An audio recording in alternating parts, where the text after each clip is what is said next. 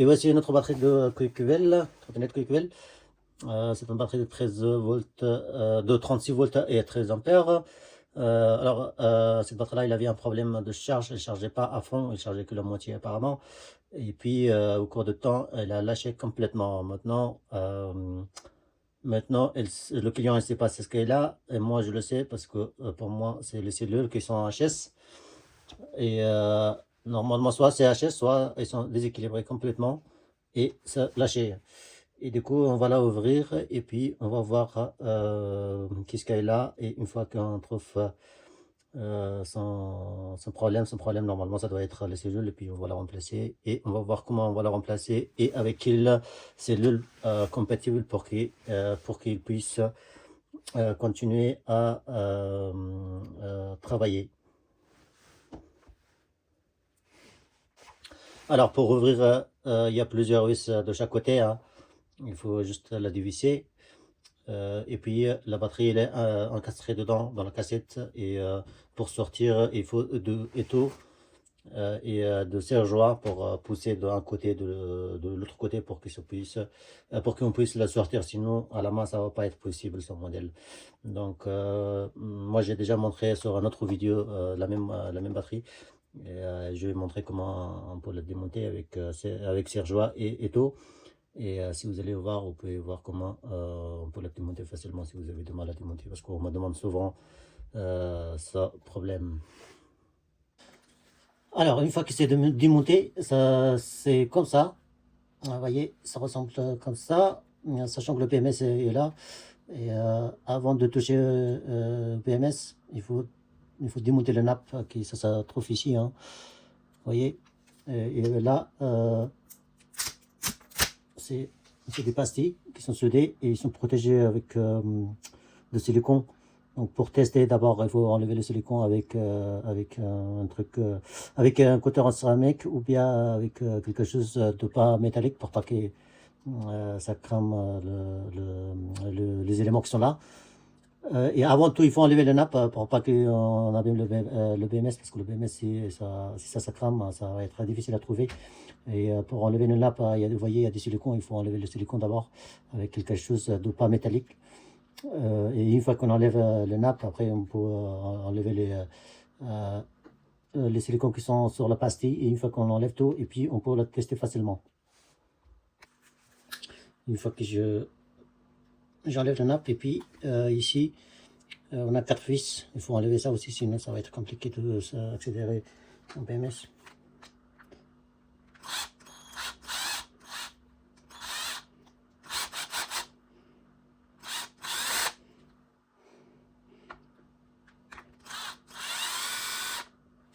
Voilà, c'est des petits vis, il faut juste l'enlever. Et voilà. Ça, c'est notre fameux BMS. J'espère qu'il n'a pas abîmé.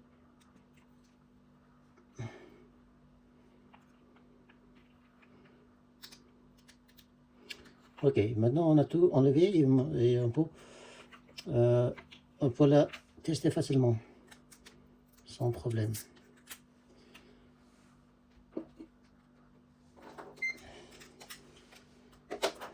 Alors, il faut savoir qu'ici, là, on a notre B0. B0, c'est le fil de charge, le sortie de charge. Et ici, notre B1, vous voyez, c'est marqué. Et ça vient d'ici jusqu'à ce côté-là.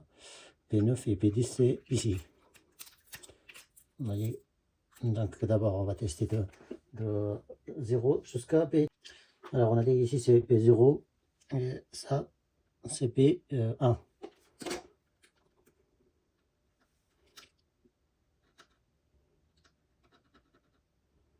Donc là, le B0, c'est 0 volts. Donc ça veut dire qu'il est HS.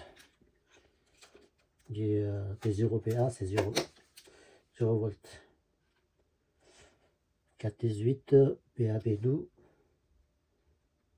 418, 418, 418,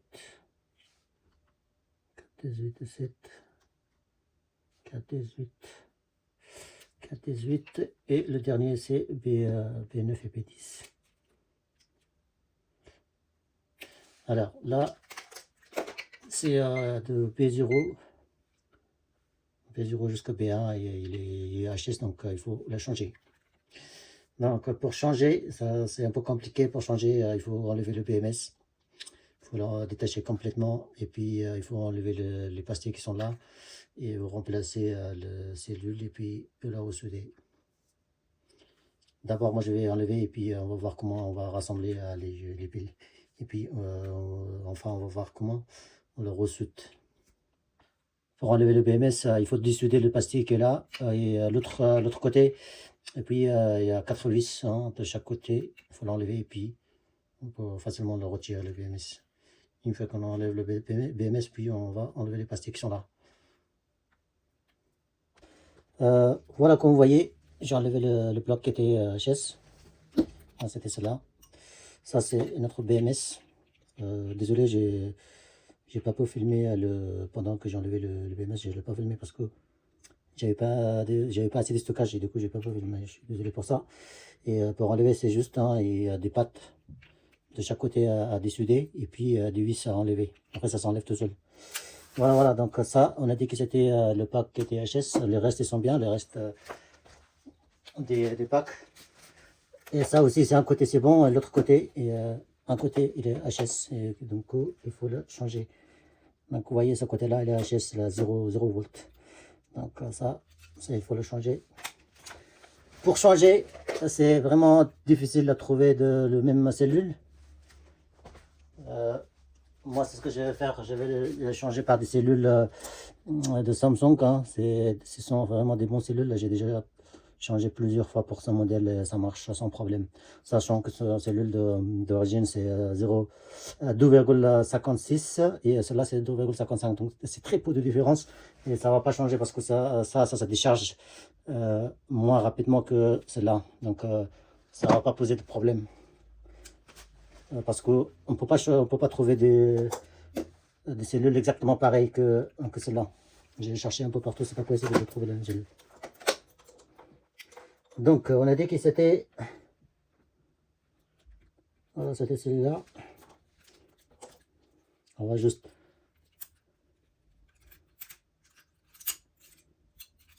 tac.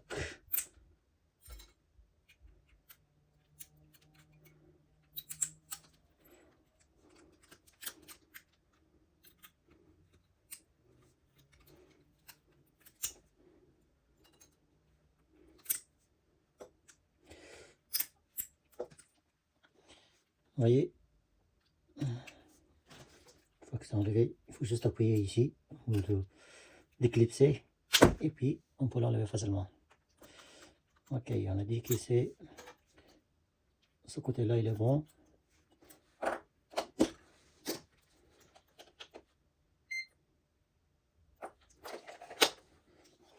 Voilà, il ne faut pas oublier le côté positif, parce que côté positif négatif, parce que sinon après ça va abîmer le BMS. Ça c'est HS.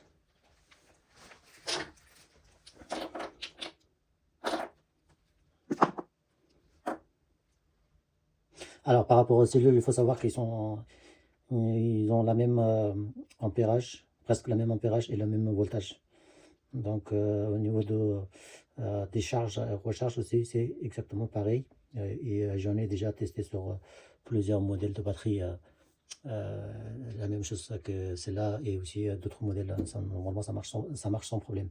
Alors que d'autres cellules, moi j'en ai une centaine de modèles.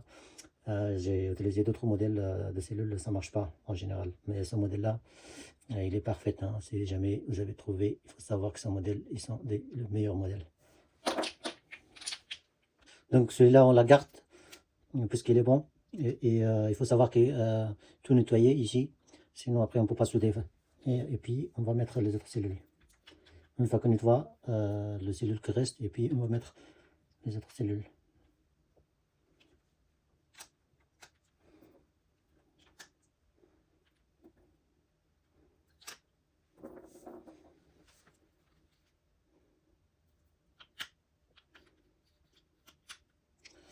Voilà,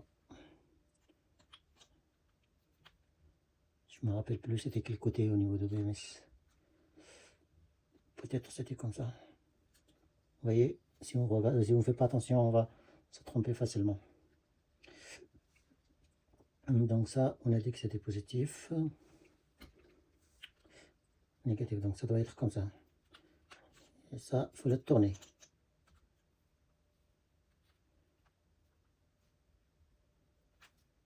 Exactement. Voilà. Maintenant, il reste que à souder le banc de nickel. Ok, pour le banc de nickel, là, on prend un banc comme ça. Même si c'est un peu épaisse ou un peu fine, pas trop fine parce que sinon après ça va se chauffer. Il faut être à 0,8 minimum, 0,8 mm minimum. Et on va la souder tranquillement. On regarde si c'est bien collé parce que des fois c'est possible que ça se soude pas bien.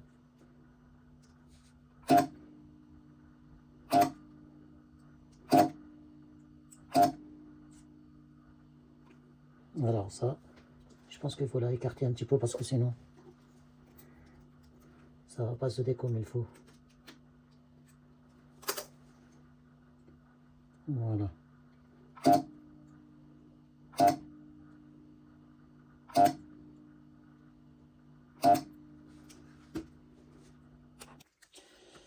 Voilà, tout est soudé. Une fois que c'est soudé, il faut bien équilibrer, hein. Il faut être à la même voltage que cela et ça aussi, il doit être il doit avoir la même voltage que les autres cellules qui sont là. Donc s'il y a des décalages, il faut l'équilibrer. Pour équilibrer, il y a plusieurs façons, hein. Il y a des machines pour équilibrer, il y a aussi des chargeurs. Moi personnellement, je fais avec un chargeur, hein, avec un chargeur 4,20 volts et 3 ampères. Avec ça que je fais. Et avec la machine, moi j'en ai cramé plusieurs machines et maintenant j'ai arrêté avec les machines. Donc il y a plusieurs façon, hein. Il y a aussi d'autres façons, hein. Donc ça dépend de chaque personne. Chaque personne équilibrera différemment les cellules là. Voilà. Donc maintenant qu'on a monté, sachant que moi personnellement j'ai coupé trop court, on ne peut pas la ressouder. Du coup c'est ce que j'ai fait. Je vais souder un banc de nickel parce que là il est trop court, on ne peut pas la souder. Quand c'est comme ça, on peut rajouter un banc de nickel ici. Là, vous voyez. Et on branche notre machine.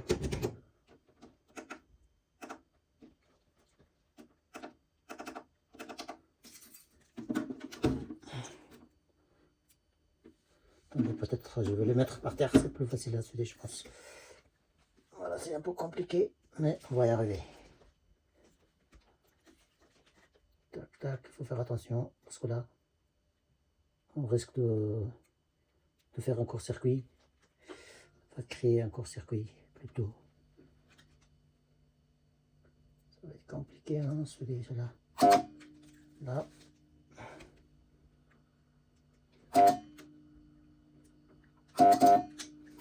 Hein. Vous voyez, maintenant c'est plus facile à souder. Voilà, on vérifie. On vérifie toujours le soudeur parce que des fois, si ça ne soude pas bien, il va se relâcher au cours de temps. Donc c'est mieux que ce soit des soudeurs comme ça ou pareil, il y a des soudeurs que vous faites ici. Il faut toujours essayer de soulever pour voir si ça attache ou pas, si ça détache ou pas. Et si ça détache, il faut le ressouder, donc sinon on va avoir de gros problèmes. Ok, maintenant il ne reste que à... Alors, ça c'était notre supérieur.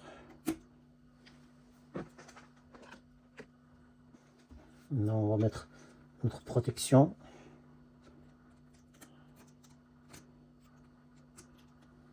Peut-être ici c'est mieux, je pense. Et on va remettre le... Je sais pas si vous voyez ou pas. Là c'est compliqué parce que si on ne fait pas attention, ça va créer des courts-circuits. Ça va cramer la batterie. Ça va être galère celle-là. Voilà.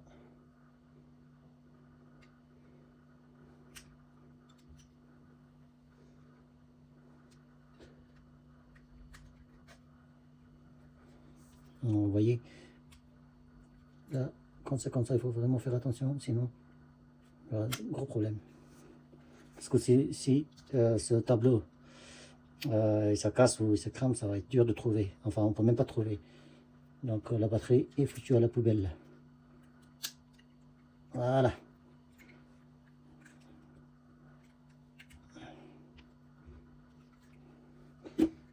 Et maintenant, on va venir souder notre pastilles qui sont là.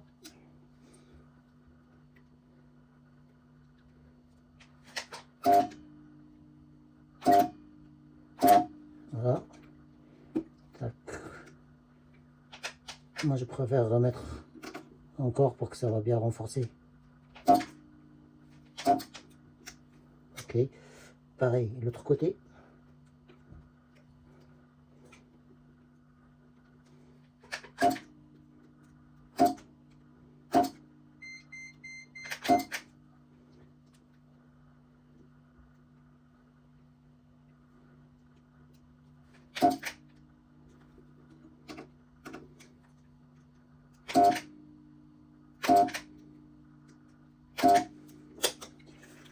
Voilà, c'est comme j'ai dit, on vérifie toujours si tout est bon. Si tout est bon, bah, on peut attaquer à autre chose. Si vous voyez qu'il y a, si vous avez un doute, il faut mieux de la souder.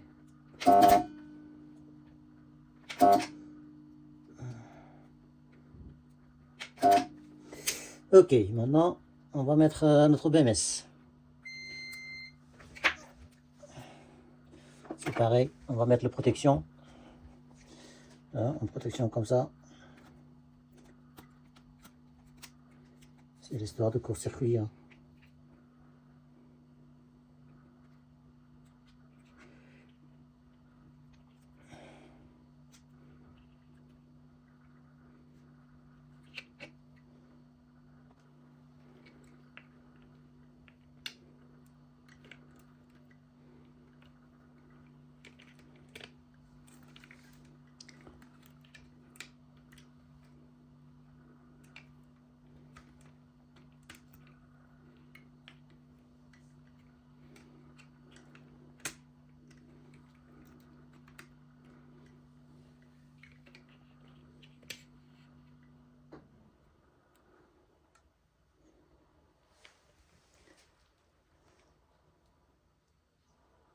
Là, il y a 4 vis à mettre.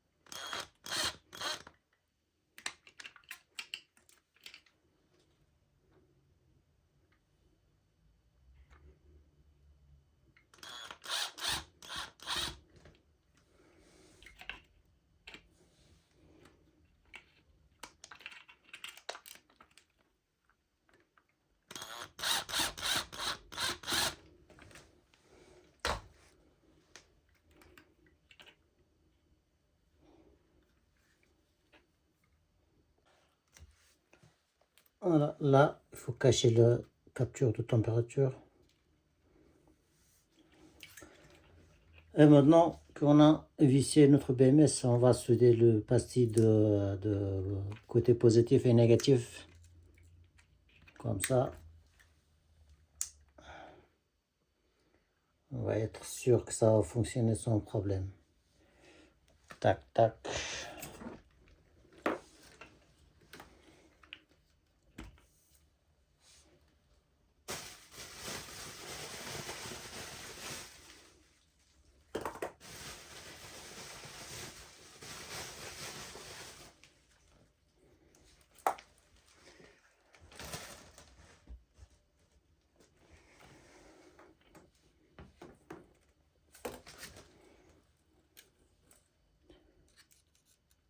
Alors, quand on soude avec étain, il faut attention aux fumées. Hein. Il ne faut pas aspirer le fumée parce que le fumée du étain, c'est vraiment toxique pour la santé et sont dangereux. Donc, faites attention à ça.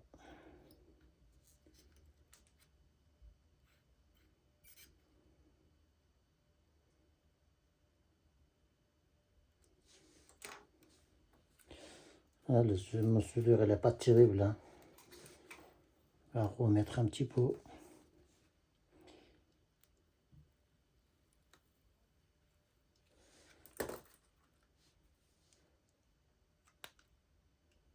Voilà, là, il est bien.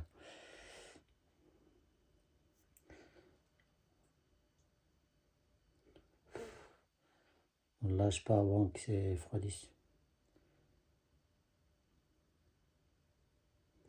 J'espère que le BMS, il n'a pas de problème parce que si le BMS, il a de problème, ça va être compliqué. Faire pareil de l'autre côté. Donc, tant que vous ne soudez pas le pastis, il ne faut jamais brancher le nappe qui est là. Sinon, vous risquez d'avoir de gros problèmes, de créer des courts-circuits et d'abîmer le BMS.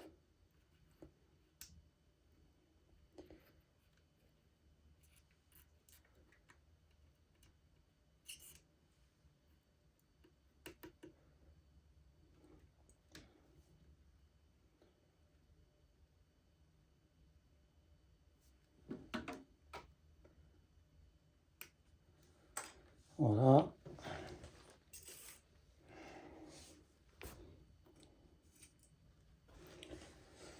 Et maintenant, on voit que tout est soudé, tout est bien fixé. Maintenant, on peut passer à l'action suivante. C'est quoi l'action suivante? C'est de brancher le nappe. Et c'est là qu'on va voir si notre batterie elle fonctionne ou pas.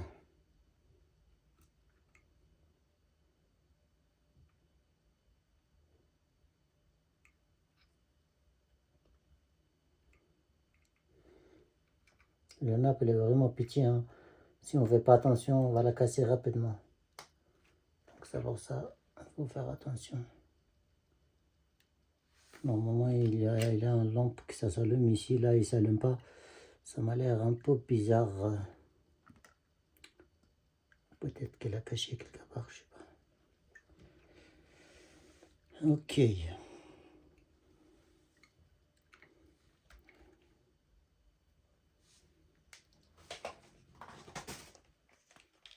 Là, je regarde juste les deux bornes positives et négatives pour voir si bien c'est 42 volts. Oui, 41,8, donc c'est à peu près 42 volts, donc ça va. Et notre sortie.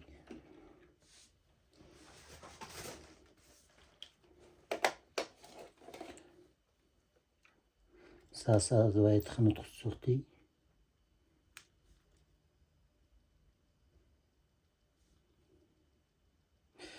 Là, il a un problème, peut-être que le BMS il a un problème, ou peut-être le BMS il est en veille. Des fois c'est en veille, hein, pour réveiller.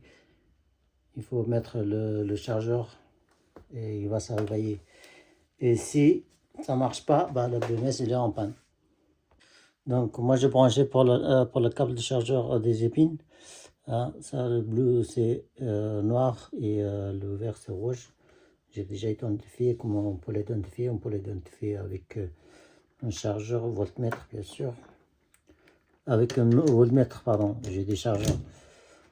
Donc une fois qu'on a identifié, on peut brancher facilement notre chargeur. Vu qu'on n'a pas le port chargeur, ça va être compliqué.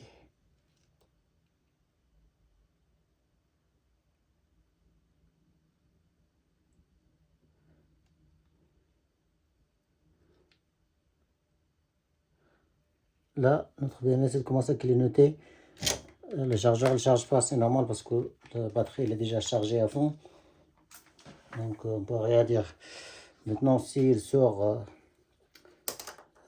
40 volts quelques de côté sortie, ça veut dire que notre BMS il est bon. Voilà, c'est bien, notre BMS il était à réveiller. Donc c'est bien 40 volts,8. Donc ça veut dire que la batterie est bien réparée. Le BMS il n'a pas de problème.